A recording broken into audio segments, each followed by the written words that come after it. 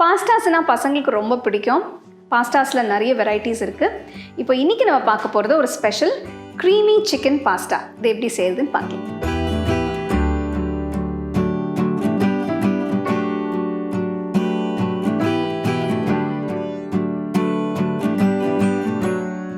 Creamy chicken பாஸ்தாக்கு முதல்ல பாஸ்தாவை வேக வைக்கணும்.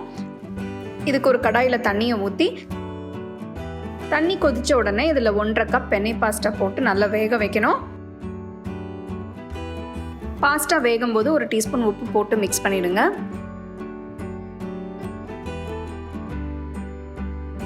பாஸ்தா முழுசாக வெந்த பிறகு வடிகட்டி எடுத்து வச்சிருங்க.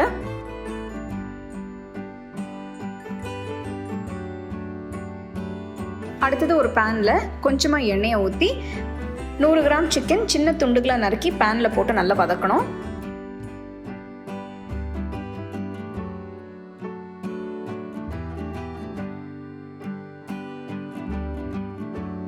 இதில் கொஞ்சம் உப்பு, 1 teaspoon Italian seasoning, 1 teaspoon garlic powder. இது சூப்பர் மார்க்கெட்ஸில் கிடைக்கும். இது இல்லைன்னா இது இல்லாமல் கூட நீங்கள் செய்யலாம். அடுத்தது தேவையான அளவு மிளகு பொடி. இதெல்லாம் போட்டு நல்லா மிக்ஸ் பண்ணிட்டு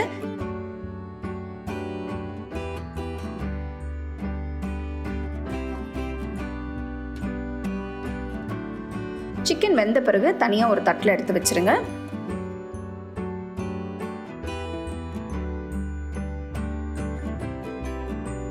அதே பேனில் 1 டேபிள் ஸ்பூன் எண்ணெயை ஊற்றி இதில் ஒரு பெரிய வெங்காயம் பொடியாக நறுக்கினது போட்டு பொடியாக நறுக்கின பூண்டு கொஞ்சம்,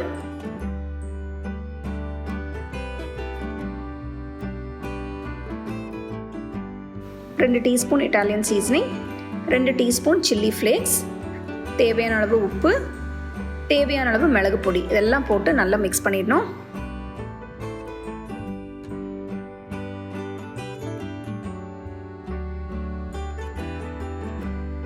அடுத்தது இதில் 2 கப் தக்காளி பியூரே போடணும். இந்த தக்காளி பியூரே வேக வச்ச தக்காளிலேருந்து அரைச்சது. ஸோ இது நீங்கள் வேக வச்சு அரைச்சிங்கன்னா இன்னும் டேஸ்ட் நல்லாயிருக்கும். தக்காளி பியூரி போட்டுட்டு ஒரு 5 நிமிஷம் நல்லா கொதிக்க விடணும்.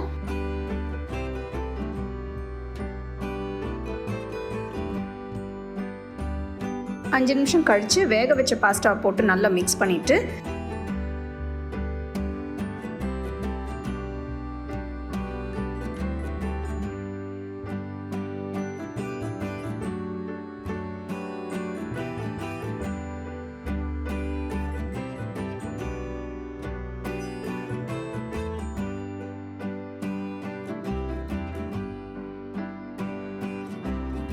அடுத்தது இதில் 150 கிராம் மொட்சரெல்லா சீஸ் நல்லா கிரேட் பண்ணி போட்டு நல்லா மிக்ஸ் பண்ணணும்.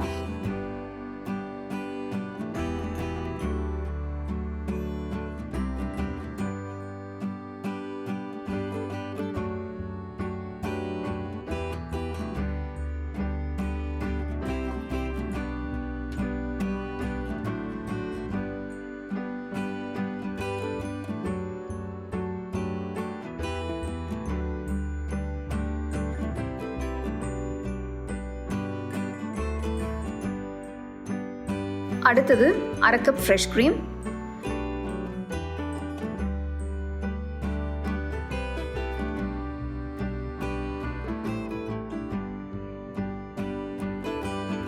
இதோட சேர்த்து வேக வச்ச சிக்கன் பீசஸும் போட்டு நல்லா மிக்ஸ் பண்ணிடுங்க.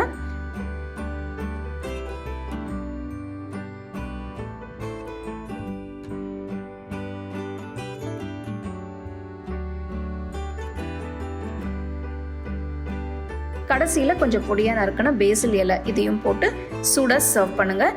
பேசில் இலை இட்டாலியன் ரெசிபீஸ்க்கு நிறைய யூஸ் பண்ணுறது உண்டு. இது கிடைக்கலைன்னா இது இல்லாமல் கூட நீங்கள் செய்யலாம்.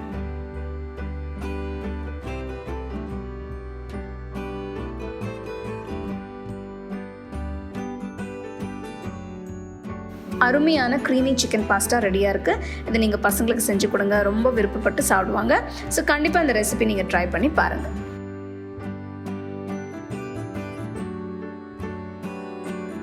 க்ரீமி சிக்கன் பாஸ்தா எப்படி செய்யுதுன்னு பார்த்தோம்.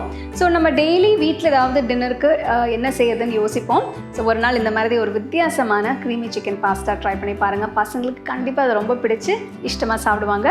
You can get a copy of our first edition of the home cooking book on 21 frames.